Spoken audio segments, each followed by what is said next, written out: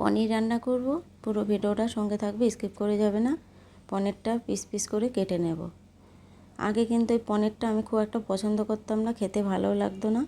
বাড়িতে যখন দুধের কাজ ছিল, বাপের বাড়ি শ্বশুর বাড়ি, তখন কিন্তু বাড়িতে ছানা পনির প্রচুর ছিল, কিন্তু তখন খেতে পারতাম না। এখন কিন্তু বেশ ভালোই লাগে। নিরামিষ দিনে এমন একটা রেসিপি থাকলে তো কোনো কথাই নেই। পনিরটা টুকরো টুকরো করে কেটে এবার তাওয়াতে তেল বসিয়ে দিয়ে ভাজতে বসিয়ে দেবো।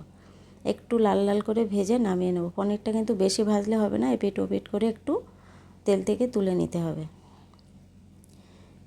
এবার একটু এপিট ওপিট করে নাড়িয়ে পনিরগুলো এবার তুলে নেব।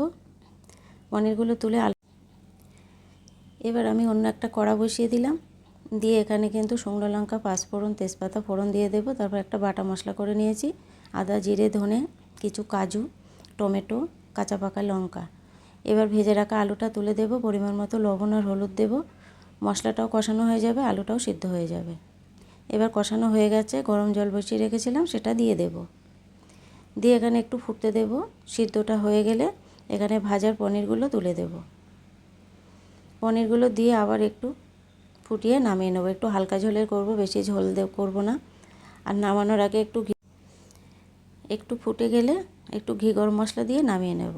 আর এই তেজপাতাগুলো দেখেছো, আমাদের প্রয়োজন ফুরিয়ে গেলে কিন্তু ফেলে দেয়। আমাদের মানুষের জীবনেও কিন্তু এমন হয়, প্রয়োজন ফুরিয়ে গেলে আমাদের এইভাবে তেজপাতার মতো কিন্তু ফেলে দেয়।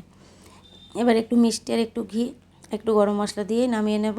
হালকা ঝোলের করলাম, বেশি ঘন করলাম না, একটু হালকা ঝোলেরই করতে বলেছে। যাই হোক, রান্নাটা রেডি হয়ে গেছে, নামিয়ে নিলাম। কেমন হয়েছে রেসিপিটি কমেন্টে জানিও। আর ভালো লাগলে লাইক, কমেন্ট, শেয়ার করে দেবে। সবাই ভালো থেকো, সুস্থ থেকো। পরের ভিডিও